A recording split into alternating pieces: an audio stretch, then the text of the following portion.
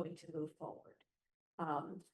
There were two other bills that both related to basically changing the vesting laws, which means at what point in time a jurisdiction can no longer change zoning or other kinds of development standards. One was a bill sponsored by MACO, Maryland Association of Counties, called the Building Affordably in My Backyard, the Bambi bill, which was really primarily an enabling type of bill. It would have authorized local legislations to adopt laws that would make it easier for a developer to vest. There was another one that was presented called the Maryland Housing Certainty Act that is prescriptive. It sets specific standards on how what period of time jurisdictions have to review and approve or reject an application for a development project. And once that's approved or accepted, then you can't change laws for a period of time after that acceptance. The Bambi bill, there doesn't seem to be a whole lot of enthusiasm for the Bambi bill at the state level. There is more enthusiasm for the Maryland Housing Certainty Act. We are going to be tracking this. We may be interested in requesting some amendments that provide for additional time to review building applications. But in the scheme of things, is not one that really is a significant concern for us. And then finally, there was another one called the Back to Main Street Act, which was a very, very aggressive attempt to allow significant densities in residential zones and mixed use zones and employment and commercial zones. At the moment, we believe that that bill is going to convert to a one-year study of the issues. We do not think it's going to move forward at this time. That's something that I think we'll be able to verify in the next week or so. So those really were the major bills. The two that were of greatest concern appear to have brakes on them, and the other two are things that we can certainly live with. So that's my summary. John, do you mind? Can we jump into?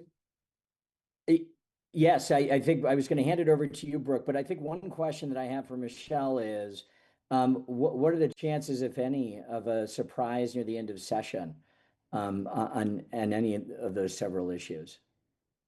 I think we'll have a pretty good indication on crossover day, which I think is March 28th. If those bills do manage to get voted out of committee into to the other side of the legislature, then I think we'll have to be a lot more wary of it. But at the moment, it's for the starter and silver bill and the Back to Main Street bill, it appears that's highly unlikely. Thank you. Brooke. Just to update what the section I think has been working on with all of this. Hopefully we signed on to a second letter with all the municipalities that the council worked on together that largely reiterated what Michelle talked about, just that the bill was becoming, and this is related to starter and silver homes, but that the bill was becoming difficult to track and hard to understand and probably needed more time, basically. And that letter, Rachel, I believe, is on our website, and you circulated it. Yes. But will be up. So you hopefully have seen that. But then also, I went up with the village of Chevy Chase and we met with Senator Ferguson's office, which had a good and productive meeting. I think he understood the issues that we raised, which were largely in relation to some of the stormwater issues that we have and the traffic issues that make one-size-fits-all zoning very difficult for us. And I think his staff reiterated that the Senator Augustine's vesting bill that Michelle alluded to was something that they were really interested in and maybe would be the thing that they would be focusing on next after they turn from some energy issues. I also went up to the District 18 night last Monday so we got to meet with our District 18 representatives, so Senator Waldstreicher, as well as Jared Solomon and Emily Shetty and Aaron Kaufman, our three delegates, which we raised both the starter and silver homes and as well as the the Bring Back Main Street bill. that Senator Waldstreicher introduced. And I would say that the room in general was pretty, the majority of the attendees from the district were people that had concerns with the bill, from as far up as Potomac to a lot of other folks sort of in the Chevy Chase area. And then I guess the last update is on Friday. We should be heading back to Annapolis to meet with Speaker Pena Melnick on the House side to sort of have the counterpart meeting, I think, that we had in the Senate with Senator Ferguson's office. So hopefully that goes forward and we get a report from that. But we've definitely been, I think, up in Annapolis to work on these issues. Thank you very much, Brooke, for all that, the report and all of the time and energy you're putting in to this and the travel back and forth. Very much appreciated. Any other members of the council, would you like to make any statements or comments? I think Brooke covered it. Great. Thank you. And any questions or comments from residents? Either let's start in the room, actually. Kevin's got his hand up. Wonderful. Question for Michelle. So that's really good news that Starter and Silver Homes is not looking good, but given all the oppositions, really shocking. I remember Jake Day at the second of the hearings said he had, I forget his number, 7 or 14 friendly amendments, 14 had to consider. So he was making progress at the time. So subsequent to that statement, which is now, I guess, 2.5 weeks old, there are not conversations about the other pending amendments with the groups, or is I think it's somewhat below the radar, but at the last count, there was something in the order of 40 amendments that were out there. And I think the view is that to try and review and incorporate as many as 40 amendments, many of which are likely conflicting or inconsistent, was simply unrealistic. We have indication that the governor has started referencing this as DHCD's bill and not as a governor bill. It was introduced at the request of Department of Housing and Community Development. And I think there's some belief that the governor is interested in having a housing bill or housing bills. He, put forward what he originally represented as a package of 3.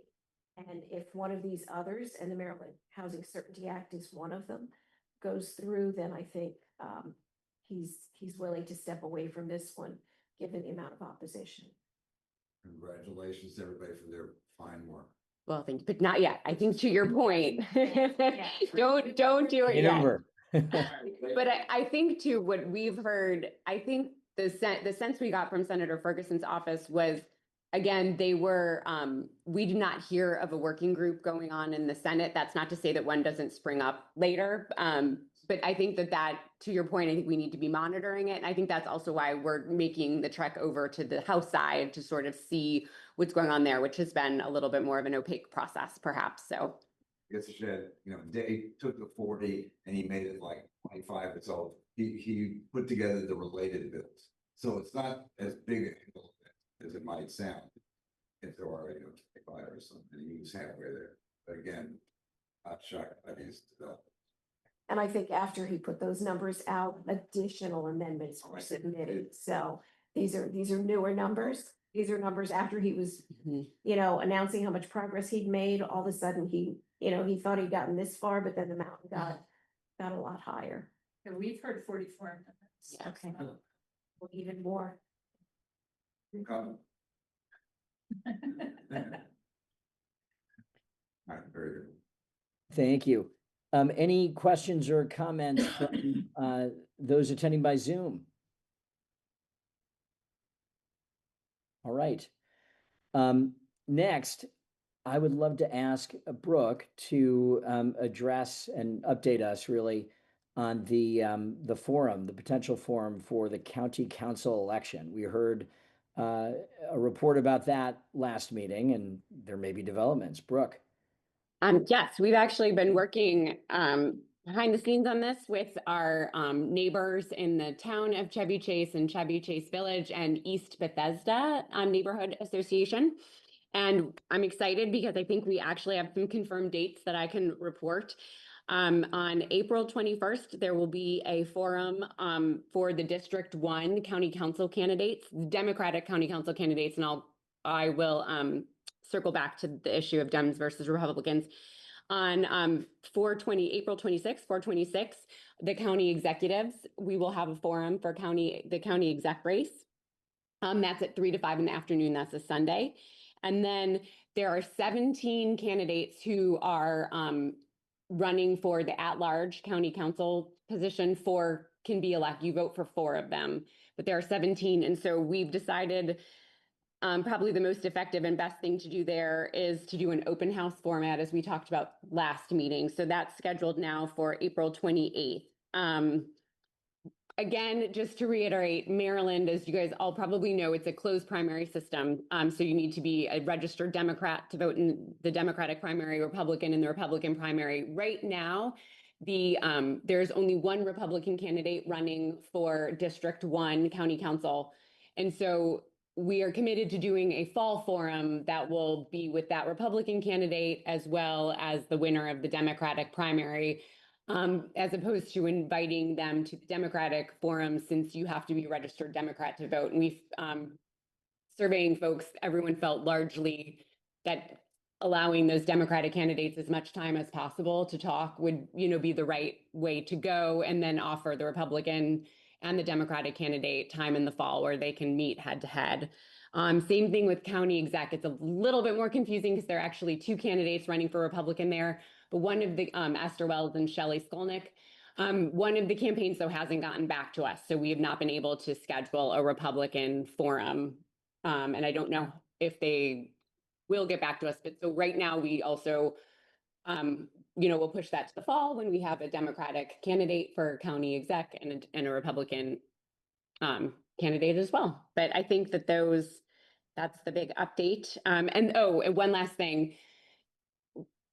The forums are 90 minutes, the D1 and the county exec forum. So they are a pretty tight amount of time, and they'll be held at the Lawton Center, and we will put all of this in the minutes, and we will get information out over in the town.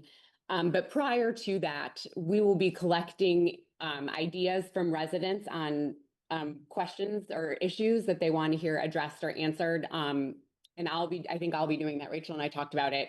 So I will put my email address in the minutes. We'll send out something, I think, from Rachel that you can get back to me, but then we will compile sort of what our issues are. And then there'll be a committee meeting prior to the forums where we bring our feedback in, and they will be moderated events.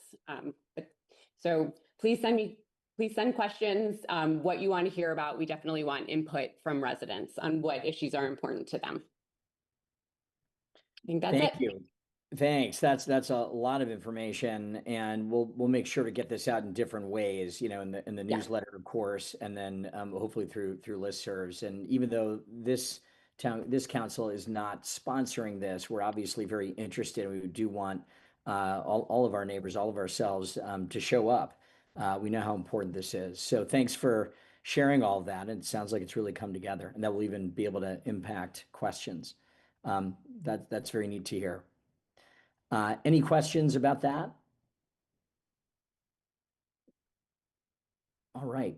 Well, hearing none, we do have Commander Kokinos with us. Jason, I see a corner of you, I think, at the table, but the council was excited to have you come to speak, address the state of public safety in our community. And we'd love for you to take a few minutes to give us an update of what you and your colleagues have been seeing around the neighborhood and even beyond it that impacts us. Yeah, definitely. And I'll try and take as much time, but happy to talk about it if everybody wants to. I can start with the recent incident at East Weston, Connecticut, the car thing that may be of interest to some people. So a little bit of background of what that is, what happened. So this has been going on for 2+ years, primarily in Prince George's County. And the reason why it was happening there is because it was being allowed to happen there. There was a lack of the police just weren't responding to it, so people would go there to do it. Essentially, what they would do is these clubs, so you have car clubs, right? Not the car club that's meeting on Sunday and popping the hood and everyone's got the chrome engine and they're drinking coffee. This is what we would say criminal adjacent or sometimes criminally involved clubs where the vehicles that are used are stolen, they're potentially fraudulently obtained, and the folks that are involved in this have various social media and they're trying to create content for clicks and things of that nature. So, and they want to engage in lawless behavior. So essentially what they do is they come from Pennsylvania, Delaware, all over the place, and they say, hey, we're gonna have a big rally. We're going to, go against law and we're just gonna do whatever we want. And so they'll take over shopping center parking lots. They launch fireworks, they put gas out, they light it on fire, they do donuts, just complete reckless behavior, very unsafe. It's escalated over the last year to start getting more violent, particularly in Prince George's County. There's been shootings, there's been conflict within the group, there's been documented homicides. We have not had that level of violence in Montgomery County. About 2.5 years ago, it was the first time they came to Montgomery County. They came to downtown Silver Spring and they took over an intersection in downtown and they were filming a bunch of stuff. Ever since then, we've taken a different approach to the groups. We're proactive along the entire Silver Spring area that borders Prince George's County, essentially. And the state has taken a more intense approach. So the state police leads what's called a car rally task force. So they have troopers that are assigned to investigating these groups, holding them accountable, recovering stolen cars, guns. They routinely make arrests. And so there's about 20 troopers or so that'll engage in that. They look to pair with the local police departments. So we do participate with them. Howard County, Anne Arundel, Prince George's has finally come into the fold. And sometimes Baltimore, depending.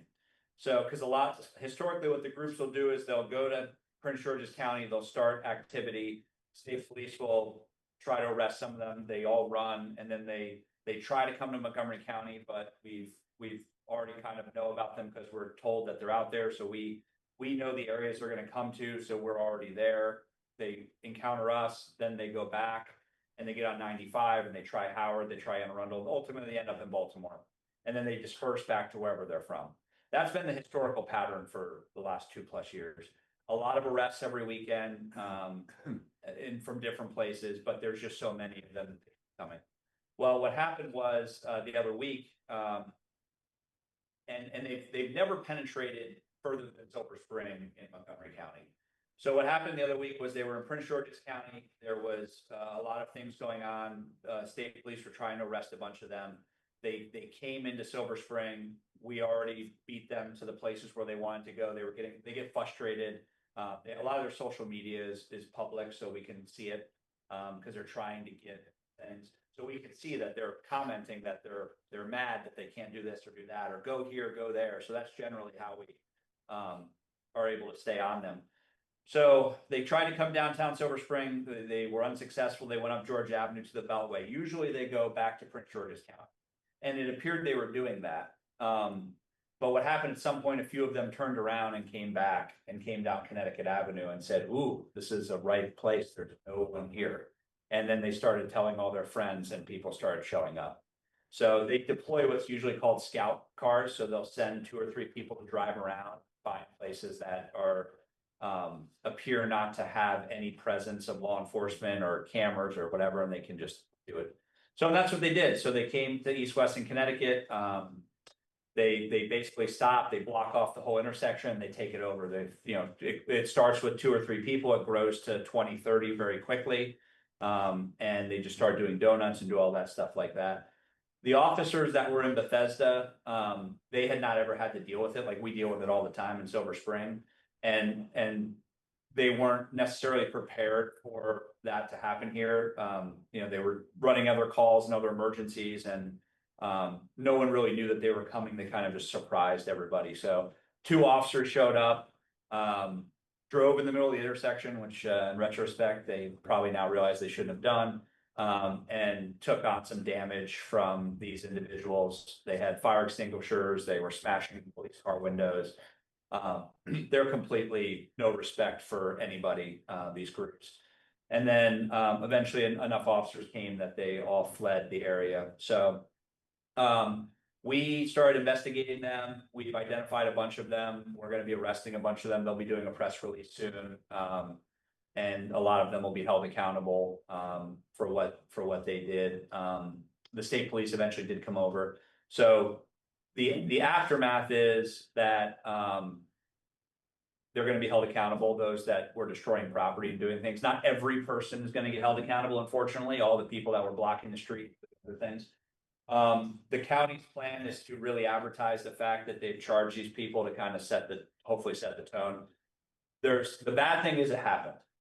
The good thing is it happened because now politicians see it and everyone gets real upset about it. And we've been asking for them to do things for a while with regards to this. And unfortunately, sometimes it takes an incident to happen to get our elected leaders to do something. So I think we have traction to try to get some additional teeth, if you will, to try to start having conversations about what needs to happen to dissuade these groups. Ocean City has a lot of model policies. They deal with this kind of stuff on a regular basis, special event zones and things where if you're burning tires and spinning out, they can seize your car and impound it. And there's lots of big fines and jail time and stuff like that. But the state legislature only carved that ability out for Ocean City. So we have a lot of work we need to do to try to get that expanded. I will say that this was a intersection of opportunity. Chevy Chase has not historically ever been on the radar of these folks. But going forward, the concern is now that they've found a little place, are they going to come back? So the department is taking a larger posture now. So when these things happen, we already have a robust posture in Silver Spring. We'll be expanding that to Bethesda and also the Wheaton area, just to make sure that once we deal with them, they don't loop back around and surprise anybody again. So that's pretty much the car thing. They weren't targeting any community members or anything here. It was just an opportunity at this intersection and they just want to film it. Yeah, so other than that, to get into real quick, the overall crime. So Please. Oh, sorry. Do you have a question? Please do. Thank you. Oh, okay, cool. Yeah, in the interest of time, I'll just give you a quick snapshot of section 5 and then the kind of surrounding areas, right? So we have section 3, Martin's Addition, Rollingwood, over to Beach, the other side of Connecticut Avenue. Good news is nothing super serious. That's always a bonus. I like saying that. I've told Ashley, I've told Rachel, if I'm not telling you something serious is going on, that's a good thing. So we're happy about that. So it looks like we look at last year, roughly 5 or 6 car break-ins around section 5. A car was stolen off Brookville Road. A burglary over at 4-H, but that's the kids breaking in. Now that they've knocked it down, obviously that's not going to be an issue.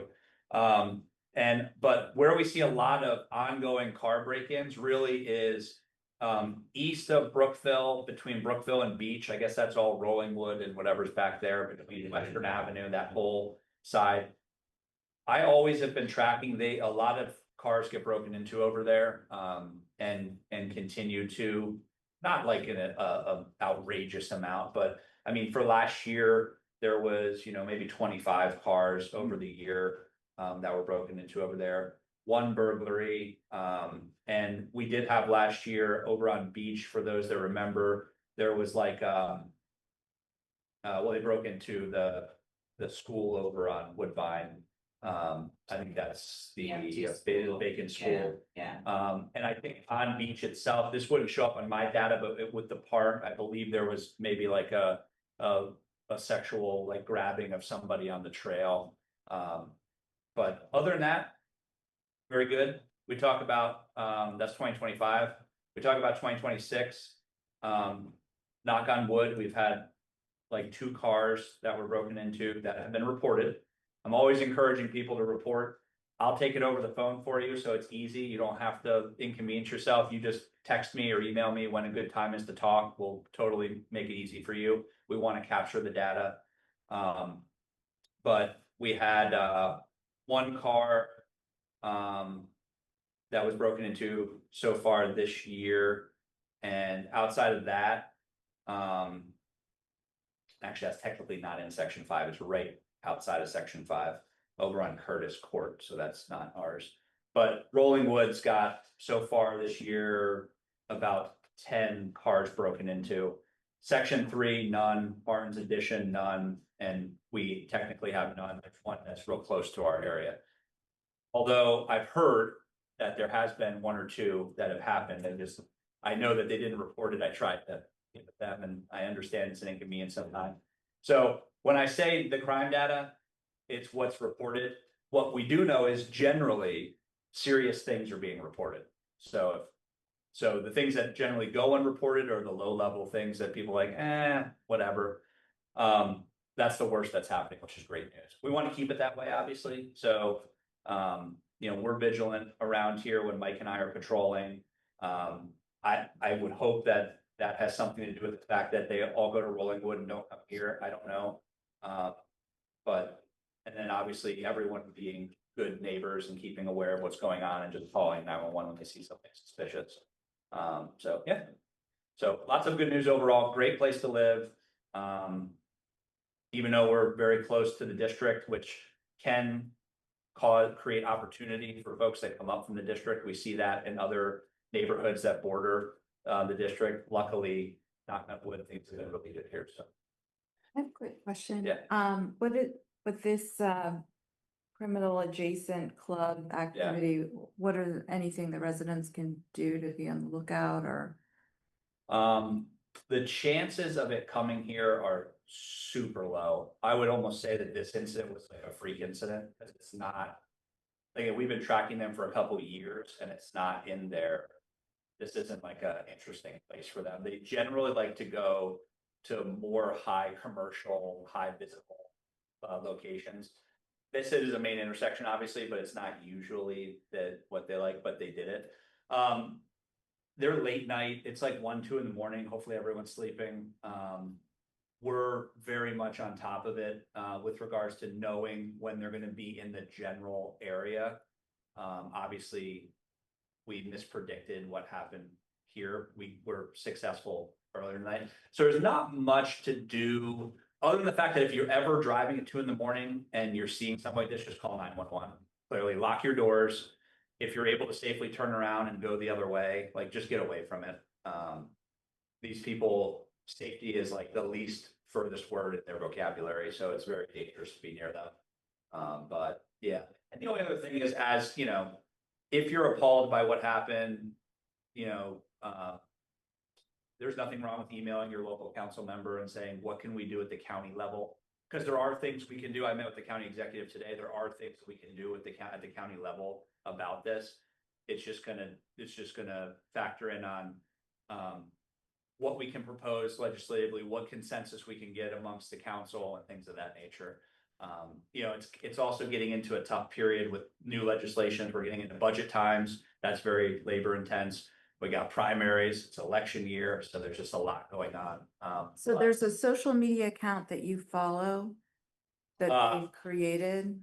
There is a lot of social media accounts. Yeah, like I said, the state has an entire team of officers that just monitors this kind of stuff. And there are there's like not one account, there is dozens and dozens, and there's people that come.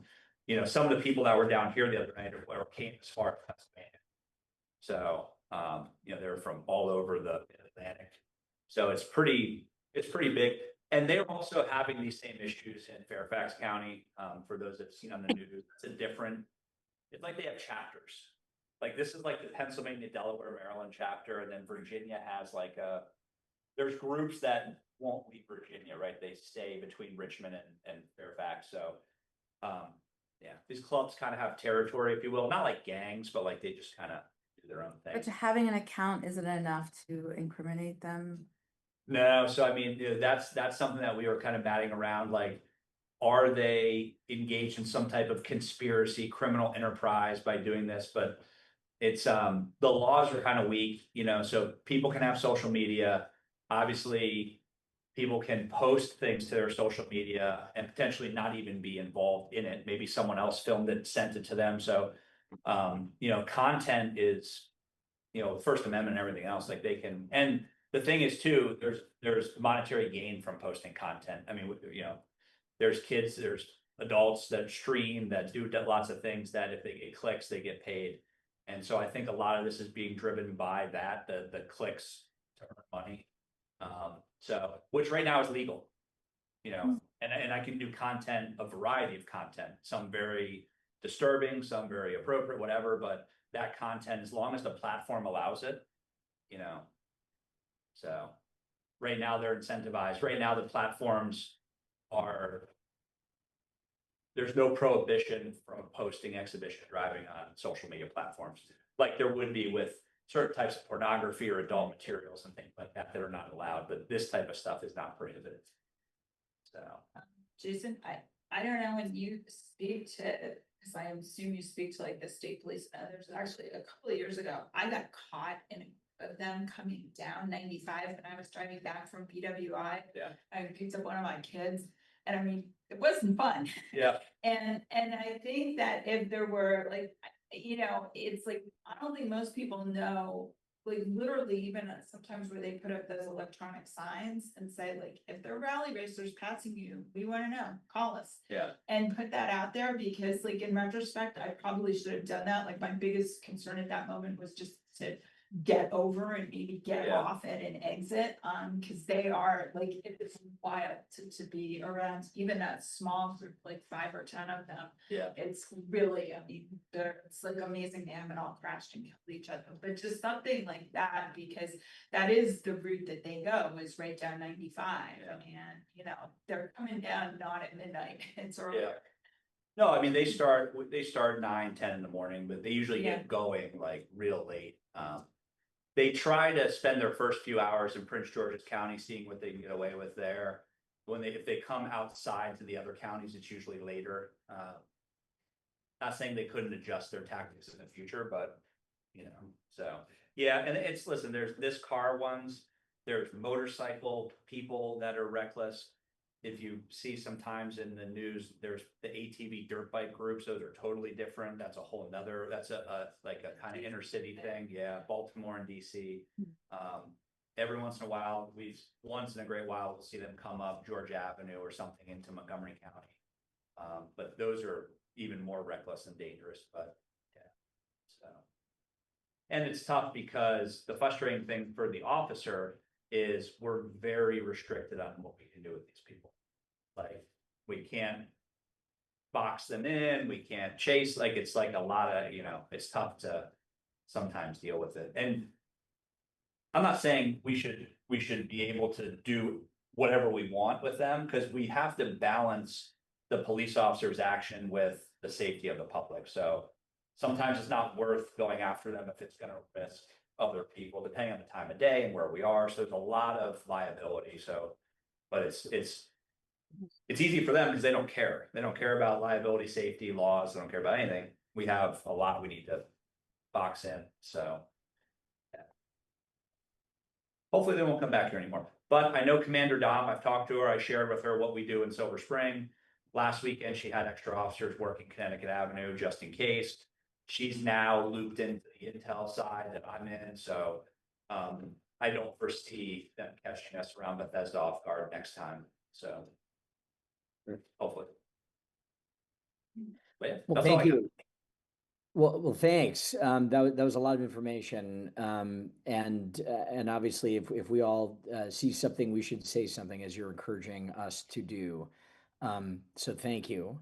And any further questions? I'll just say, Jason, I appreciate the update. Very informative.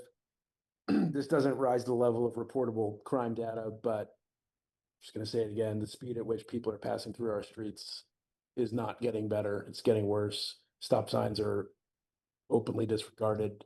So, I understand we need to balance enforcement, but I would just urge you to take a look at that. Yeah. And we bounce around different days and different times. There's been days where I've seen atrocious people blowing signs, stop them. There's some days where, and there's, it seems to be today was like a light traffic day, it's so random sometimes. Where It was nice. Nobody went to work. Everybody worked from home. So some days, it's like, oh, everyone's behaving today, so, yeah, it's, I think. As Connecticut and East West get, This year. Yeah. busier, it just, people are turning left down Glendale and they're dispersing across the section, and it's. Yeah, you have like a chronic area that is affected depending on traffic with Glendale, Leland, Woodbine, and the cut through there, and Brookville is slow. They're gonna, that's what. But I mean, I've heard it from folks, from residents on Williams, Underwood, I think when they add the traffic light for the new Corso development, it's only gonna get worse because the traffic is gonna move a lot more slowly on Connecticut. And people are gonna get frustrated and try to, go different directions. So that's also something else to keep in mind. You know what's, and I've shared this, I think I may have shared this with you, but what's strange is a lot of people that I've stopped, particularly at the Leland stop sign, they all live in Rollingwood. They're out east of Brookville and those neighborhoods around there. Yeah. And what's interesting is I would say not everyone, but a majority of the stops have actually been folks that from the neighborhoods, Nearby. not far away. So Yeah. that's interesting. So those stop signs are ignored, I know, at Brookville and Leland, if that's what you're talking about, Jason, those headed south. They blow through there and you see people almost getting hit, taking a right out of Woodbine onto Brookville. Yeah, I mean, I've definitely seen commuters that are cutting through, but I also see people that are cutting through, but they live right here. And it's like, hey, it's your neighbors, it's not your neighbor. And I mean, just blowing off the stop signs, the stop signs don't exist. They're just going down Brookville as if those stop signs aren't there. I wonder if we should actually reach out to Leslie Milano and Rollingwood and just ask them to put up a notice. I mean, even if you capture 10 to 20% of the people who are doing it, it's still 10 to 20% fewer. Just say, hey, we get it. And they're really Rollingwood. I've actually talked with Leslie because a lot of their kids have to cross Brookville Road, over to bus stops near us. So it's really behooves. I mean, we definitely have talked about working in, together with them on on pedestrian safety issues. It could be like a be a good neighbor campaign. Hey, listen, we're all we all live in the same neighborhood. Our kids all go to the same school. Let's. Right. And as Brookville goes under construction from Martin's Additions, further in the spring, it's going to it's not supposed to happen during rush hour, but I'm sure it's going to impact the drivers' patience. Favorite topic is people are constantly walking through the crossing line at Connecticut, and Woodbine, don't see it, don't care, 45 miles an hour through that. So. Yeah. Josh, may I ask, may I make a suggestion? Sure. Please go ahead, Don. On the other side of Connecticut Avenue, as you go down the hill, you will encounter I've forgotten the name of the road that comes up from Connecticut and goes all the way to East West Highway as an alternative to staying on Connecticut. Meadow it is, yes. On Meadow, there are some much more sophisticated stop signs. They have flashing red lights that are illuminated by the sun. That is to say that there's no separate electricity except for that battery there. And they're much more effective. Everybody stops there. There's nobody who doesn't stop there. I think some of it has to do with the routinization of stop signs. That is, you went through it one time, you realize you can go through it another time. And we have a great deal of that kind of crossing on our side of Connecticut. There's very much less of it on the other side of Connecticut. And one reason is, I think, the flashing red lights at the stop sign. They do have the illuminated stop signs, and I've actually seen those used a lot in high traffic corridors in New Jersey, and they are that's. And it may be something that, I'm assuming that even though we maintain the roads in the section that the county's putting the signs in. No, we do the sign. I mean, not in Brookville and Connecticut, because that's shop, but on the. So I did meet with, or had a meeting with the State Highway Administration following up on when we put up the pedestrian crosswalk at Leland and Brookville. And for whatever reason, I think we're going to meet again later and we can talk about it. But at that meeting, we had asked about those bigger stop signs, like flashing lights, and they were not amenable to it at that time. But that's not to say it wouldn't be something that we could ask again. And we were talking also just about sort of larger pedestrian safety issues. So it was definitely an unfinished conversation, but we did get it started. And I think another option that we have, and like Mark's petition has done traffic studies, there are, while I think the capital improvement plan is one thing we're going to talk about later, but I do think if we want to do another study, I don't think that will cover the traffic safety piece as comprehensively as maybe it could, or as another study could. So it's another thing to consider. But I mean, it's across the section. It's not any one. And I think just to piggyback on what Rachel says, I think it would be something that we would want to look at because I think our issues are more the safety of pedestrians. And when the State Highway Administration does a traffic study, their traffic studies are only about flow, basically how quickly you're moving traffic. So we will never get traffic mitigation on any, a better stop sign because they don't want anything that's going to slow down the Brookville Road traffic because it's over capacity, quite frankly. So it would, I think, be something that we'd have to look at more locally. Yeah. Yeah, and the downside too, like when we looked at the Connecticut Avenue, just we tried to talk about a camera, right? And they're like, oh, there hasn't been enough crashes. There hasn't been enough people getting hurt. So it's like some of their criteria, what they want to see before they're willing to do something is like.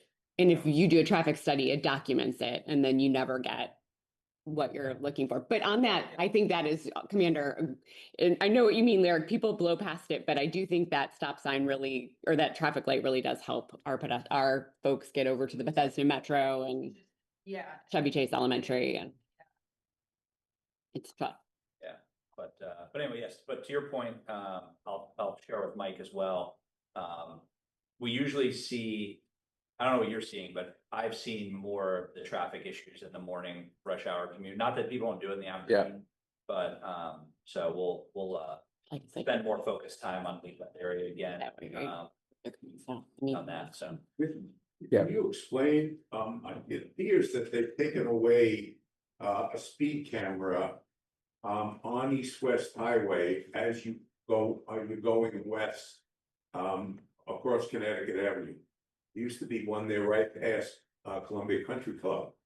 And they replaced the one on the other side further down. This one they just took away. Yeah, so they had a contract with a vendor for speed cameras. The vendor couldn't uphold its end of the deal, so the county terminated it. They got a new vendor and they're in the process of actually replacing all of the cameras in the county with the new vendor. So to my understanding, it's been delayed. Like there hasn't been a full rollout of the cameras where they should have been and where they are. Some of the cameras that exist, the other vendor just abandoned them. So it may look like there's a speed camera there, but it's not working. Now, I don't know when they've changed them out, so don't go blowing through it. Get a ticket, but they're in the process of redoing. And I think these new cameras they'll look a little bit bulkier. Right. But they should be putting them in, at least where they were before. They always turn the one on East-West Highway into the housekeeper from the Jets. Rosie. Perfect Rosie, yeah, it's the perfect fit for that. Yeah. Cool. Well, thank you. That was informative. Thank you. Thank you. Are there any other questions?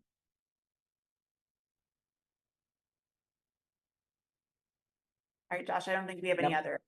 Yeah, great. Thank you. And I froze for a second, but yes, let's please move on to the next subject. But thank you very much, Commander, and for everybody's contributions here. And let's all stay safe out there. The next topic is one that has come up previously, and Rachel, I think you have more to share on it. But this is about the request from the section for cable franchise fees from MMC. And what I'd like to ask you to do is to just refresh folks' memories about the subject, and then what else you have learned, and then we may need to have a discussion about it. Yeah, so right before our February meeting, MMC, which is Montgomery Municipal Cable, sent a letter out to the municipalities requesting financial support because their funding is in various buckets, and the majority of their expenses are operating expenses, personnel specifically, but many of their funds are restricted to capital expenses. So they came to the collective of municipalities asking for funding and for us to remit the cable franchise fees that we receive every year from the cable companies back to them to support their operations. And I guess a little bit of context about what MMC is.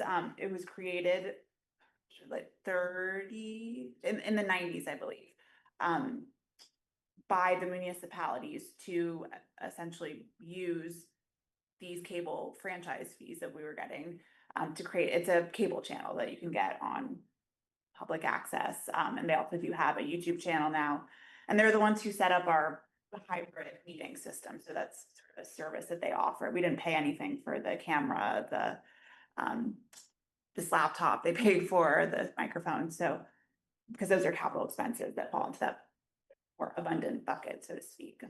Not that it's overly abundant, but so we have this request that came in from them for a little bit of context. And I went back and looked at the numbers more closely than I had before the last meeting. And so fiscal year 24, the total cable franchise fees that we paid that we received from the county was about $7,500. In fiscal year 25, it was about $8,300. And then so far year to date, for fiscal year 26, about $1,900 is what we've received from them. So Shayna Davis-Cook, the town manager at the village, and I spoke with Melissa just to get a little bit more context about this request and a little more information. And I think that there's a larger question here about, is this a service, a public service that we want to support and ensure, throw them a lifeline, ensure that they can continue functioning? If so, for how long does the council want to support that? There is also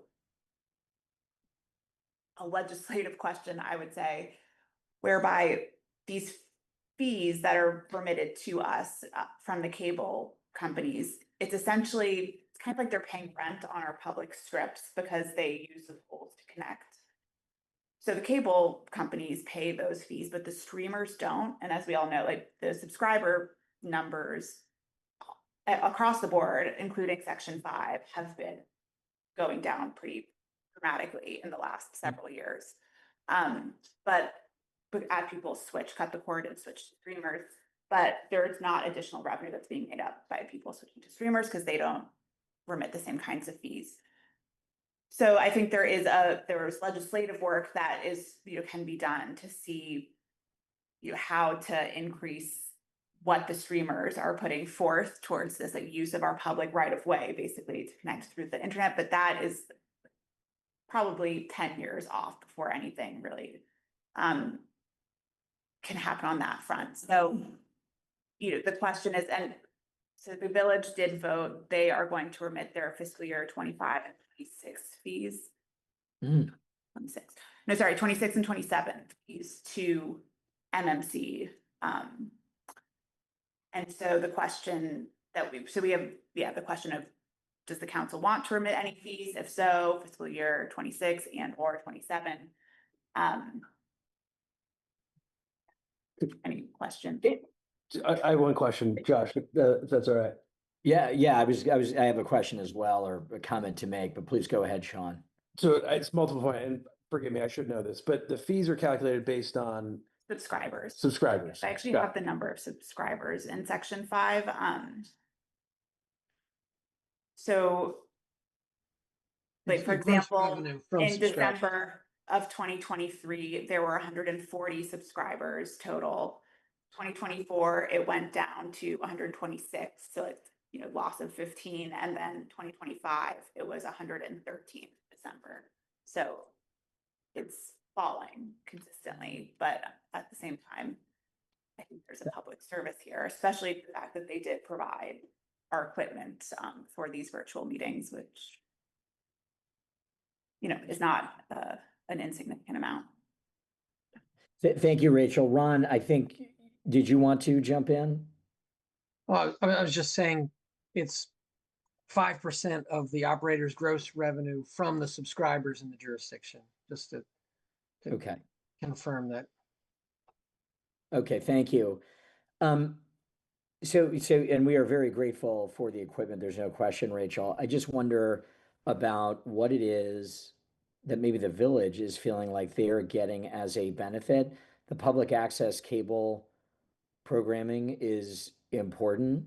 I don't know what our neighbors, feel Well, they're benefiting from. I'll also, if I could add, for the forums, for example, the political forums, it would be Montgomery Municipal Cable that would do the would carry streaming it? for those. And I Okay. personally, on a lot of the housing issues that our residents have been really interested in, I've been able to watch events that I couldn't attend in person because of those. It's generally their YouTube platform. I haven't used it directly on cable, but I do think that there are uses. They do cover county events that we wouldn't otherwise have access to seeing if they go away.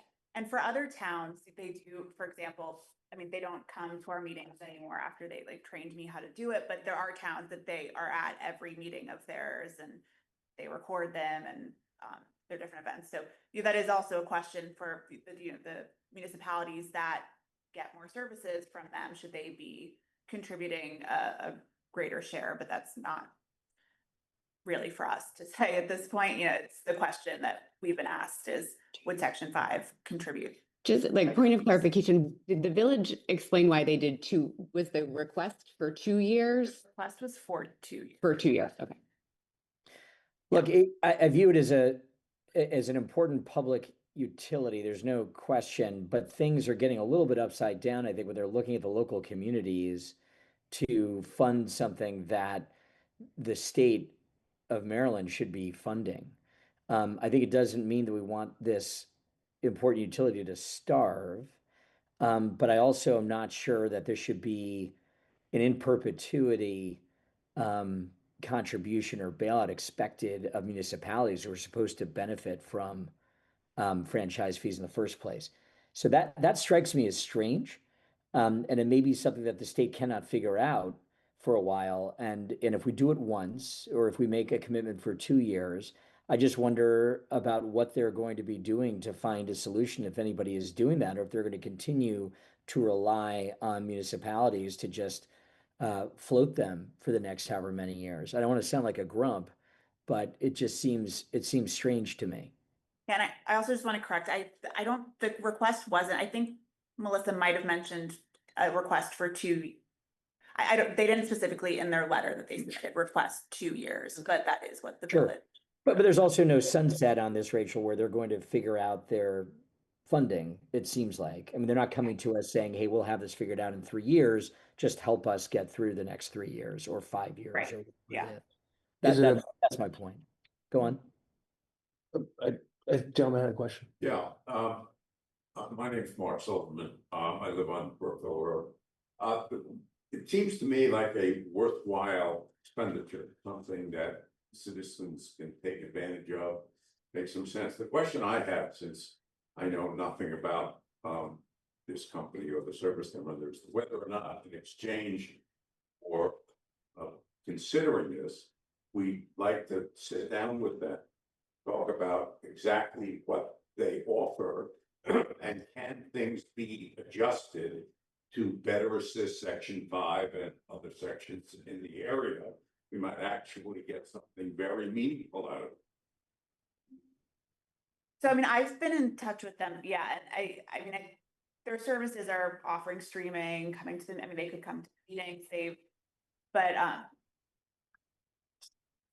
yeah, I mean, doing the hybrid setup, but yeah, we could open additional conversations. I wonder if there's sort of a way to split the difference a little bit on this, and if it's not something even that you would necessarily, it could be voted on in the next meeting, but to consider it as like like if basically almost giving an earmark. So saying that we want to contribute because we want to help support the cost of producing the candidate forums and the things on housing or whatever.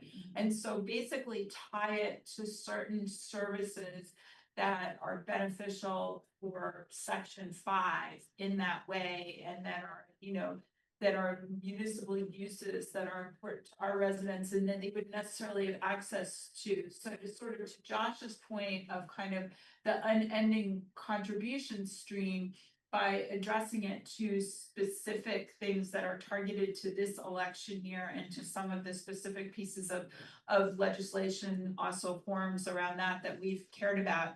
We're saying we want to support that, but we're not making an open-ended commitment forever. And I do think they have played with a fee-for-service type of model in the past, with municipalities, and but I don't think that it proved to be like a worthwhile, But I wonder if like they're asking for money to say, look, we want to make sure that this is, so we're giving you money basically towards that idea. But we're also doing it with the thing to like, you know, we can't be your funder, like you need to work out something with the county or the state that does that. We're just not in a position to do this long term. Rachel, could you speak though? There was a question, because I asked a similar question. They want us to give them their fees for some, there was a specific reason that we weren't earmarking it out of our budget. You were talking, they wanted them, the way that the pots of money worked that you mentioned. well, that had to, yeah, so that has to do with the PEG grant. So the PEG grant is one piece of funding that we already do remit to them, and that is, Ron, those are like the restricted Yeah. capital funds, yeah. Yeah, I can provide a little more detail.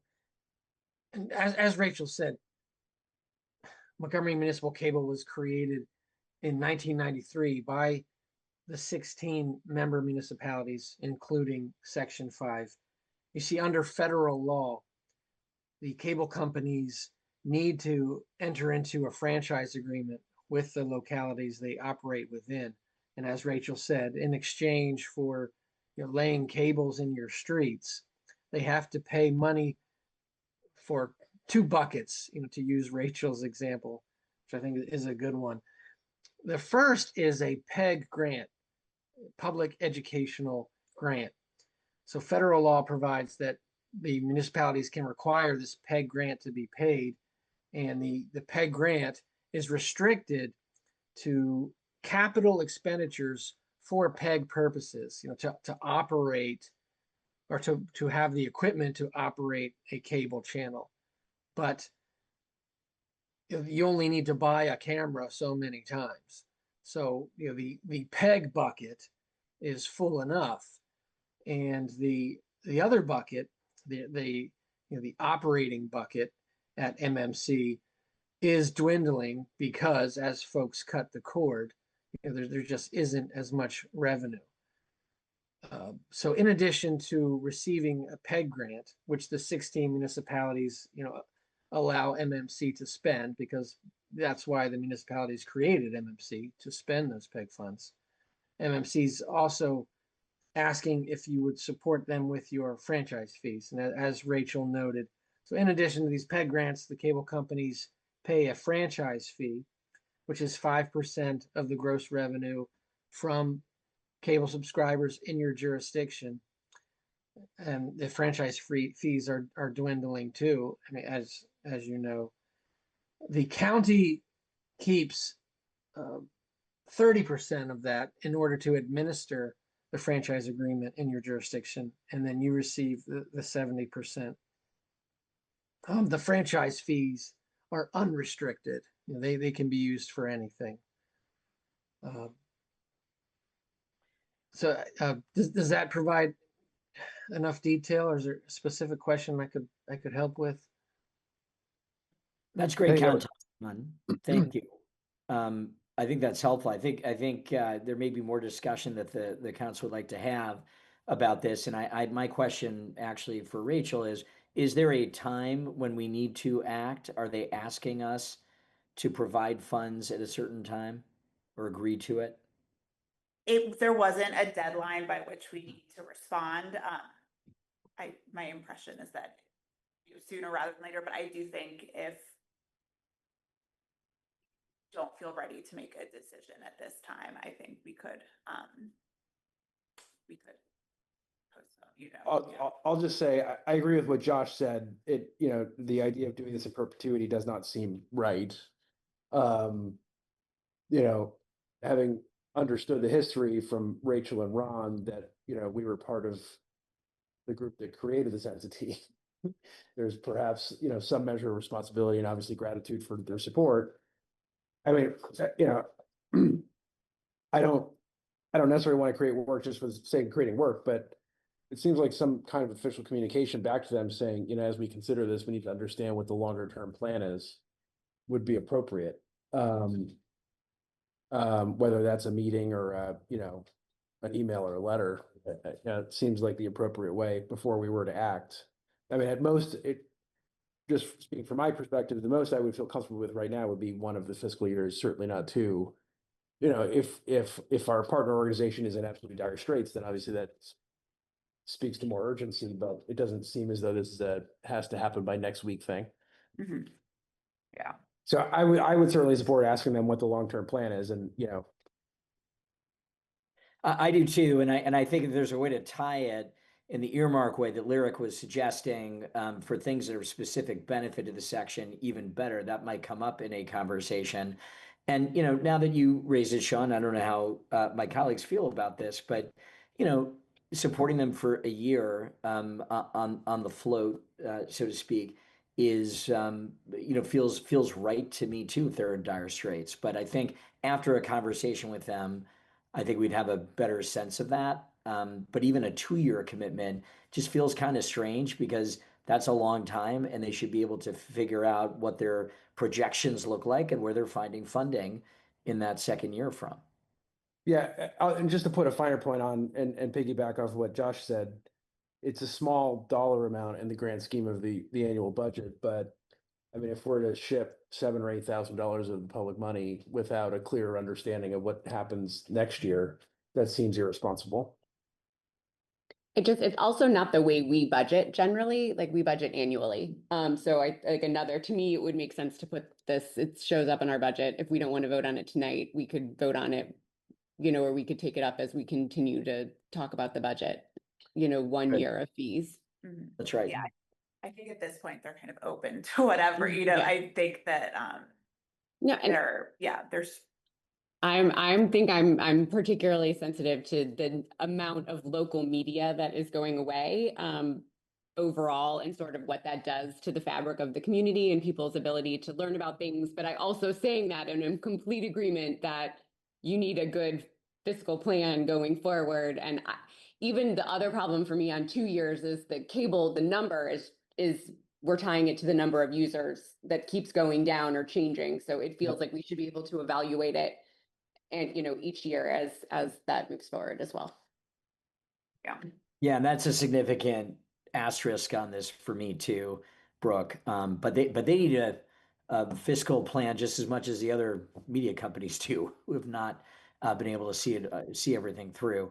So I think I'm sensing we're not at a point where we want to make a vote on this tonight or make some decision of the council, but instead would like to put this into the budget process as we learn a little bit more from them and then figure out what the budget looks like in the coming months. Does that make sense? I support that. So possibly vote on it for remit our fiscal year 27 fees would be the question that could be entertained at the next meeting as we look at the budget. I think that's right. It would be part of that as Brooke was suggesting. And then we could, I think that makes sense. Or we could also vote if we wanted to go back, because they're asking for our 26 fees as well. That's the 2 years, 26 and 27. 27 is what the village is doing, yes. And we could certainly do a special vote to allocate that funding if we think that's the right thing to do at that time, even outside of the budget discussion. Okay. Yeah. So you would consider retroactively remitting the fiscal year 26 fees and putting it into the budget for fiscal year 27. Okay. Yes, that's what I think we're saying, Rachel. I think that's Okay. right. Okay. I will get in touch with them about that. Wonderful. Thank you. Moving to the Am I next. excused?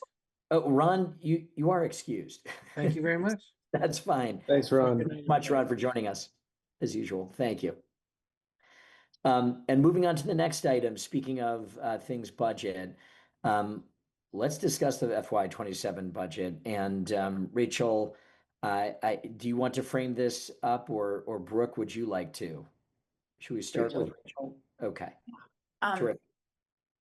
Great. So as part of the budget process this year, based on our charter, how this works is in April, we introduce the budget, or the council will introduce the budget. There'll be a detailed discussion over the draft. It will be displayed on the screen and copies given out in the meeting. And we'll have a detailed discussion, and then the council will vote to introduce the resolution. And then vote at the May meeting, the annual meeting. And before the May meeting, it will, at least 2 weeks before, it will be mailed out to residents. So it'll be made available, the draft that was introduced, and people can review and come with additional comments to the May meeting before the council votes to approve. So at this stage, before there's anything that is ready to be introduced next month, wanted to bring up a few ideas, concrete things to discuss, and to see if this is something the council wants to support for the upcoming fiscal year. So it can be put into the draft that would potentially be introduced, discussed in detail next week, or next meeting in April. So I have just a list of a few things on slide. Just share this.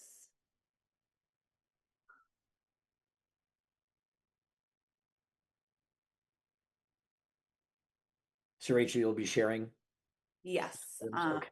Wonderful. Thank you. Can you see that? I see, yes, you've started sharing. Thank you. Okay, great. So the first thing I wanted to bring up was 4th of July last year when the council voted to add a beer and wine bar to the block party. It was kind of put a pin in to see how that goes and potentially do so for the 4th of July event. So I'm bringing that back up. 4th of July, I will remind people it's an earlier event. It starts at like 11 a.m. Brocklands is able to just, like, they have as part of their setup, have people come, and it would save us a few $100s if I go and get the wine and beer at Total Wine, in Friendship Heights. But the total cost would be about $1,400 extra to do that. So that is one thing. Just wanted to throw it out there and see what the council, if that's something you wanted to add this year, or hold off because block party went well. Let's just embrace that. Yeah. Do you want to go through them individually, or do you want to go through the list and then discuss globally at the end? You have a preference? I think that makes sense. Okay. Similarly, at the 4th of July and the block party, I would like to add a porta potty at each event for the staff to use.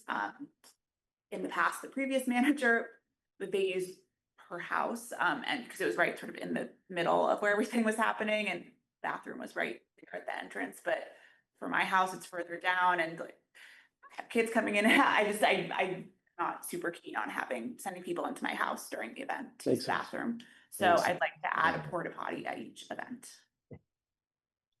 So, and then, so that's about, Brocklands does all the rentals for 4th of July, and they said it would be about $400 for the 4th of July. So I've just assumed that we can get sort of a comparable estimate for the block party as well. So then this membership piece, I am proposing to add a membership to the International City Council Management Association, which is an association that a lot of the town managers find very useful. I think, MML tends to be more elected official, legislative body focused, whereas the ICMA, they have a lot of coaching, training, whatnot, resources for more of the services, town management piece of it. So I think that the dues would be about $600 a year for that. And I think there's another membership Yeah. that would potentially. The other one I think that is only $35 a year, but we'd maybe add to that line is the Montgomery County Civic Federation, which is a umbrella organization of neighborhood associations and civic associations and municipalities that we a lot of our residents have worked with pretty closely, and it's $35. I think would be a goodwill gesture to add it. Good resource. Yes. So then another piece, a town iPad, I think it would be useful to have. At the moment, there's this laptop that I use for everything that MMC had gotten us, and it's not super functional, but having, I think, an iPad, if I'm always shuffling my papers around, I was in the snowstorm driving around with paper maps of the storm drains and the fire hydrants. So I think it would be a useful thing to have. Right.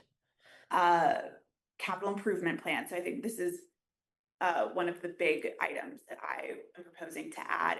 Capital improvement plan, as we have all heard at this meeting and at other meetings, I get emails, I have a running list, but there are a lot of capital improvements, sidewalks, roads, traffic safety, stormwater, these things come up, and I think we should address it in a comprehensive and systematic way. So Clark Azar, who are the consulting engineers, who we do have a contract with already, they work with us, like advising on Leland Court and other construction projects. They could do this for us. They've done it for other municipalities. I think Chevy Chase a few years ago.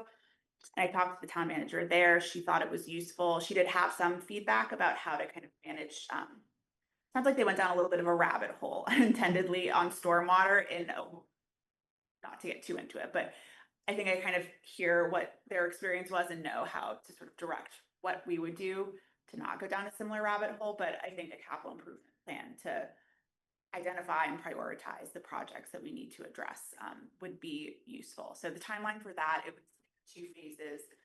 They could get phase 1, which would be just identifying the needs done, they think, by the end of calendar year 2027. And that phase would be up to, it's a time and materials contract, but up to $25,000 for that. And then phase 2, which is when they would start doing some of the bid documents for the immediate projects in the spring. That phase would be about $18,000. And I have some questions about if we really need that full phase 2 piece of it, or how far we want to go with that. But I do think getting them started and engaging with phase 1 for sure. And phase 2 to an extent, but I want to have more conversations, but I wanted to bring it up with everyone first. So at this point, it could be up to $43,000 is what we would spend on the capital improvement. And that's everything. The scope includes like every possible capital improvement within. Yeah, given like, we would give them, the scope. I think their process includes, they would do visual surveys, they would talk to people as well, they would, other technical. Cool. But there would also be a How do they methodology calculate that $43,000? What is that number of hours? It's Of fees, it's it's like the engineer's fees, so it's an estimate of the hours that they think it would take to complete the plan based on their previous, similar projects. So it's like their hourly rates. But they don't know what they'll find, right? I mean, like the rabbit hole that you were describing on just stormwater issues. I mean, who knows? I just wonder if that's really like a warranty almost or a cap for the fees, and how they know that they're not going to find more. I mean, these sorts of things could be give a mouse a cookie, Well, and this is not to address it, just to sort of identify what Sure. is out there. So I think it's going to, take some management on my part of just working with them and ensuring and being clear about what we want to do, and had to have that conversation with Jason just to say, we don't want to go down at this point. We just want the plan. We don't want you to go down. Part of the issue in Chevy Chase View is that they started, I think, to look at various stormwater things going on in their municipality that ended up not being feasible because they couldn't enlarge the storm drains because there were WSSC pipes there, and they were just going. So I think that now that we have learned from some of the missteps potentially that were made in Chevy Chase View, we'll be able to rein it in and stay on course. But Yep. And Yeah. the argument for this, Rachel, I guess, is to have a full picture of the things that we need to do. So we've got a blueprint and we can invest in this over time. Is Right, that and the one of the theory? things that I found interesting, yes, it's knowing what we need to be holding onto our reserves for. Because, for example, I think the Chevy Chase View plan, the total of all the capital improvements that they came out with for, the perspective 10 years, it was like over $3 million, I think. So it's like, I think it puts into perspective our reserves and what we need to be not just holding on to them for, but building them for. And we would then therefore have information on sort of how expensive they would likely think these projects would be. They'd also give us information sort of on what they would see as priority safety or what the issues, so that we could then as a council decide how we wanted to approach them, as well as give us, because I know one of the problems we had with Leland Court is how much bigger it got. So will they also, I know it can get a little dicey with ballparking costs, but there would theoretically be.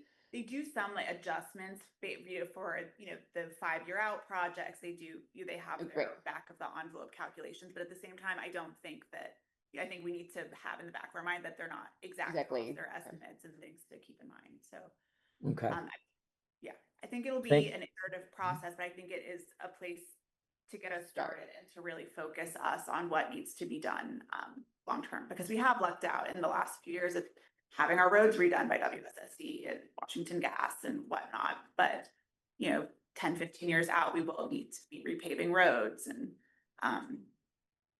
doing some large projects such as that. Yes.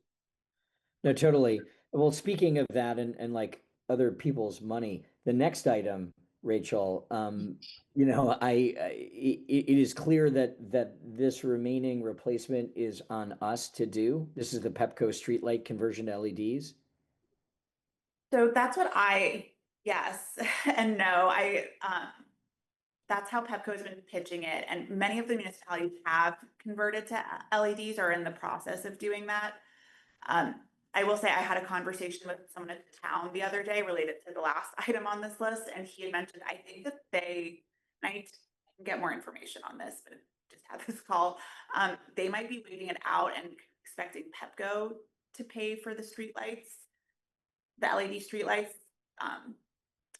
So at the same time, I think that the streetlights are, if we want to have something that looks nice, a certain style, I think that it's on us probably, yes, to be able to choose the lights that we want. At the same time, we don't want to take ownership of them necessarily, to say, okay, Pepco, we will replace them, but you still, quote unquote, own them, so that when there's an outage, people are going to be contacting Pepco and not like the town office kind of thing. So, So I would say, I put this on here just as I see it a little bit separate from the capital improvement plan, but I think it's worthwhile to just keep in the back of our minds of maybe this is something we want to address before a capital improvement plan, or maybe we just, put this in with the capital improvement plan and have Clark Azar consider that in the lineup of things.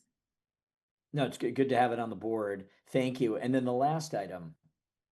So the last item is a GIS mapping project. This is something that several municipalities have a GIS map that they maintain. It's done in generally ArcGIS software. And it's a way for them to map all of their physical assets, or not all of them, but whichever ones are relevant. So things like storm drains or fire hydrants, like traffic signs, speed bumps, those types of things. I mean, there are many times when I feel the need for something like this, but particularly in the snowstorm, and be like, where are all of our, trying to figure out where our storm drains were, driving around in the middle of the storm with like the papers and trying to make sure that we had dug them all out, or the fire hydrants.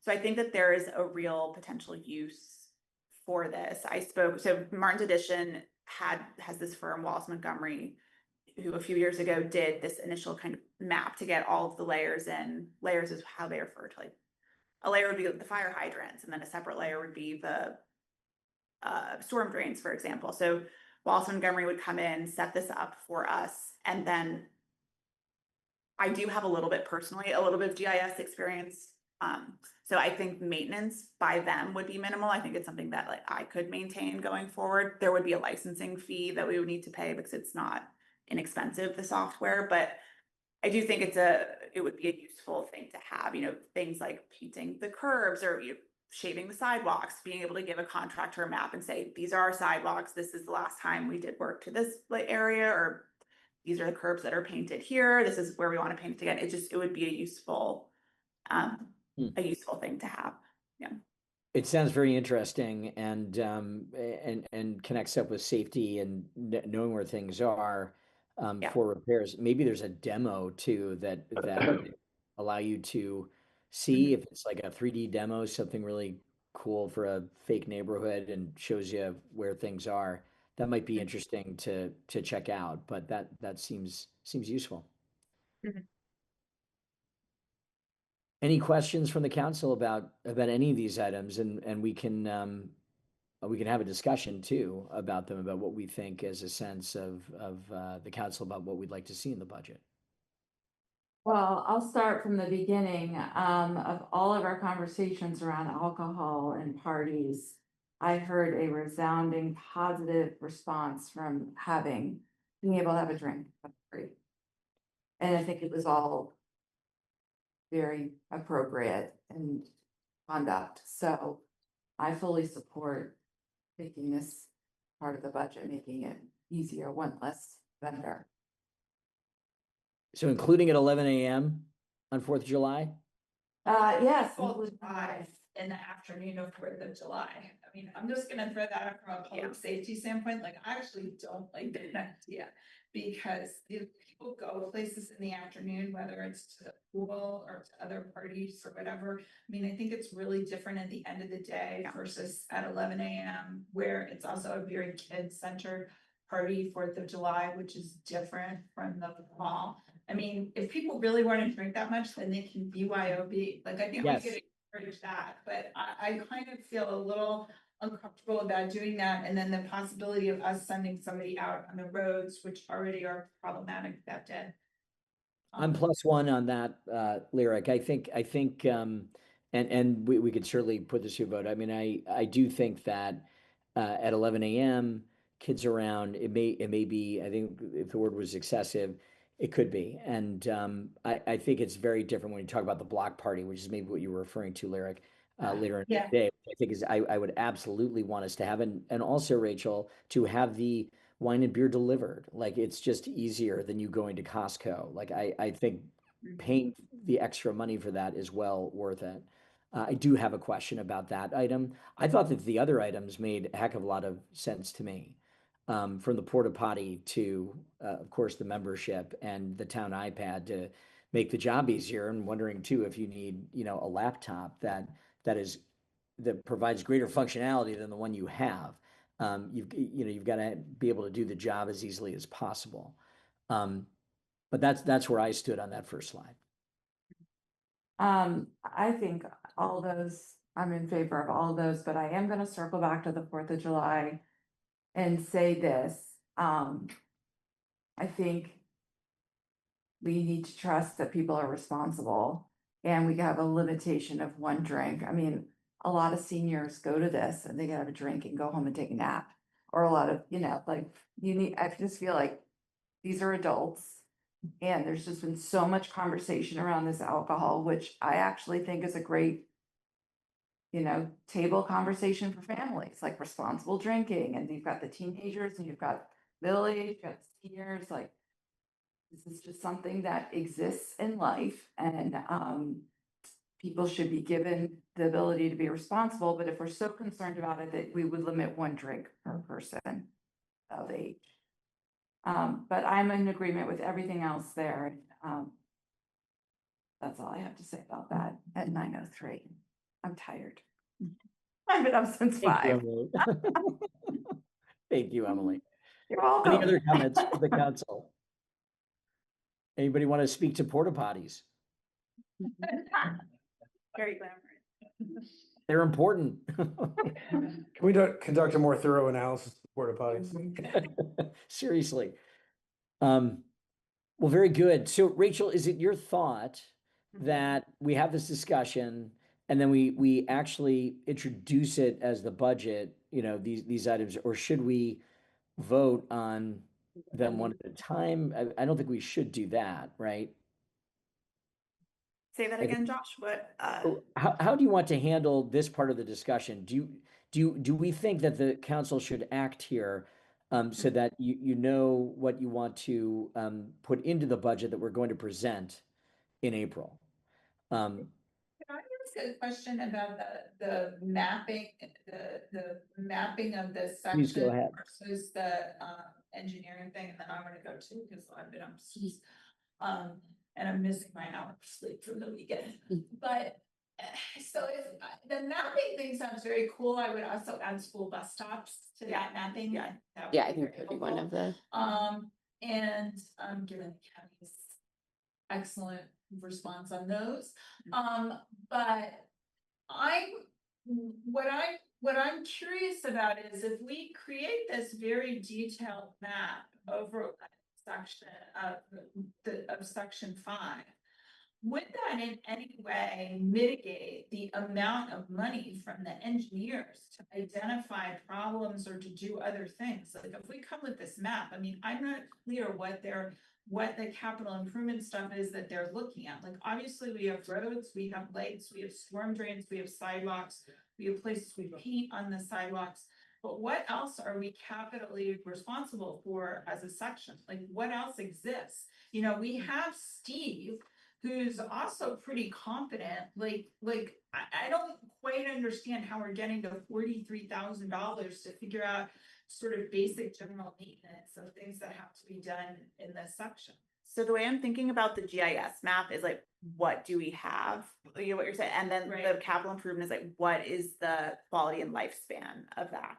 Like the map is not gonna look No, I at that, yeah. understand that, but if you're starting with a map, you're starting with a pretty detailed information point that they could use to just go around and make an assessment of what, you know, and we have information like when the sidewalks were redone, when the streets were redone, like what's a little bit more nebulous are the storm drains, but we aren't gonna be able to do anything about those because we're gonna have the same problems that section 3 has had with WSSC, where you can't enlarge them because they conflict with the pipes. So it's more like just knowing capacity and other stuff. Like I'm just not clear about what all we can. So I will say to your point also, like, we don't actually have a good database on like what has been done, like Okay. what, like WSSC, what Washington Gas, whatnot. We don't have, I mean, yes, I could go through and like take hours to pick through the emails and what was done when, but like, we don't have a database actually of like what was done when. I could talk to WSSC, sure, but I do think the map would give us a more centralized database in a lot of ways to track Right. these things going forward. But in terms of like quality and the state of our assets, I don't know. But I mean, I'm saying like, would having this map essentially also help expedite that process where it wouldn't be as costly, it wouldn't be as time consuming? They're not creating their own map. They're basically going around and assessing this and saying like, we think this sidewalk has a 15-year lifespan. This one has a 20-year lifespan. This road has a, you know, like, what's our inventory of capital asset and capital areas that would actually need improvement? And then what's the way to do this? Because like, the whole thing about a rabbit hole, I mean, like, they can throw out a huge fee structure, but you know, it seems we're not that big. It seems like an awful lot for, you know, walking. But I think too, so I think that those are all great questions and I think could be worth talking to Clark. If, you know, if we finish the GIS map first, could that change the fee structure? You know, things like that are great questions to ask. But what I thought of the capital, it's more of a construction log too. So it's also a little bit aspirational in terms of some of the projects that people have brought to us. Like we were just talking when I think you were at the meeting, Lyric, with the Zellers, you know, we were talking with the sidewalk at the corner of Thornapple. Right. Like, so some of it won't, you know, the capital or the construction, that would be a log of almost aspirational projects that we would want to take part in moving forward. So I think that those are somewhat different. It's not just maintenance. And in fact, some of the maintenance isn't actually going to show up on the capital improvement because it's regular maintenance, right, that you do. Yeah, I mean, the shaving. Yeah.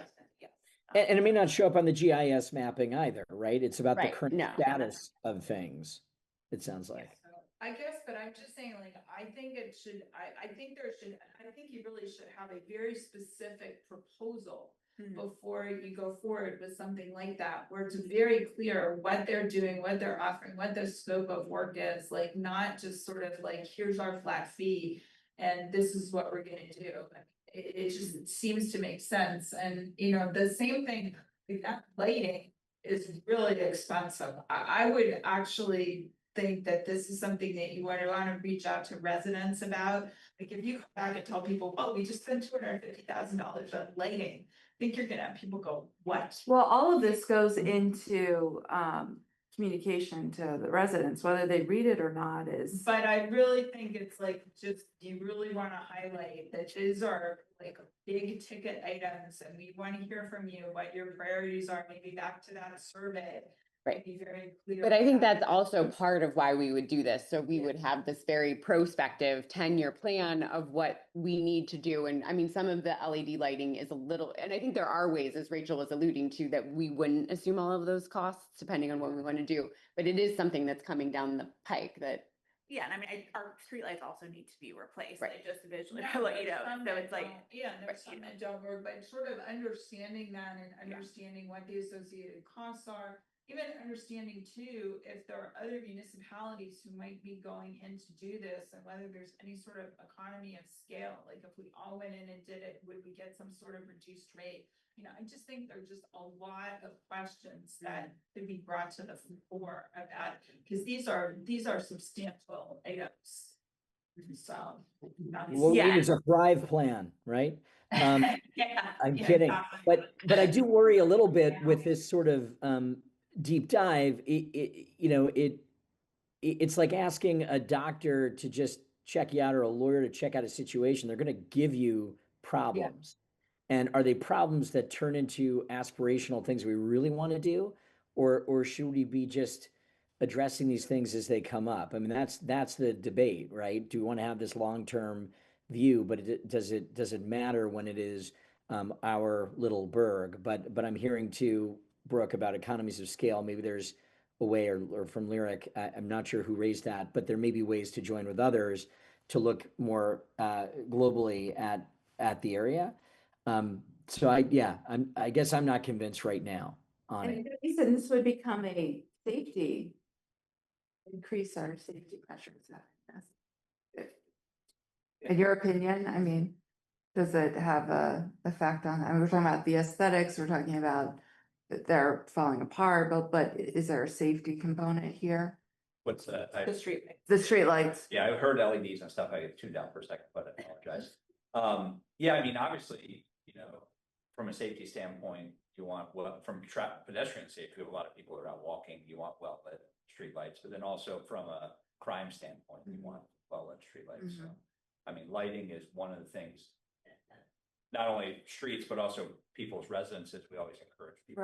Right. That's what I always heard, lights on and a dog is the biggest deterrent. Like, I leave my outside lights on, my outside of my house, you know, outside the garage and stuff. Yeah. All night. So. Yeah. So I mean, the capital improvement plan, we can also have Jason come and talk to us in more detail about the process. That's it. But you know, I have not gotten through extensive conversations with him. Like, obviously there needs to be some revision of scope to the, you know, if we were to move forward. I haven't spent the time to do that yet until I want to get a general like sense. And that was, I think, when Rachel and I talked about this and we conceived of how we wanted the budget process to work this year. I mean, I think, and kudos to Rachel to really trying to open it up and making it more resident focused and allowing people to have input at this point in the process, instead of us just coming in April and basically saying, here's the budget and here's what we want to do and what we want to spend it on. I think it really helps us to, you know, think about questions and if there are alternative ways to do it. So I was envisioning, like, we weren't voting on, and this was just a very iterative process to hear people's ideas and concerns and sort of get a very top line look from Rachel on where we thought we were going to go, you know, come next month. So Yeah, thank you. and I say. Thank you, I'll- Brooke. That sounds exactly right to me. And I just want to also laud Rachel on this and you for this process, which has been so constructive this meeting, last meeting, and will continue, I know, to the next meeting. But I think that's exactly the way to treat these issues that are raised, so folks can see what we are thinking about for the budget. Yeah, and I agree. I don't think we need to vote. I guess I'm trying to get a general sense of, because the version I want to present next week for potential introduction, I want it to be as like, yeah, so you can see the bottom line. That would be, okay, if we do include this, like this would be, it'll appear in the budget in the Excel sheet I bring essentially. Yeah. So I think I have a good sense of maybe, things to include or not at this point. And then, obviously at the meeting, it can be introduced with amendments and like, Right. introduce a budget, but add this item that wasn't included or take it away. Would it be helpful to have two members of the council join Rachel for a conversation with Clark about the scope of the improvement? I could also ask him to come to the next meeting. He's, he came to talk about Leland Court, so he's good, he is good at explaining the process. I just wonder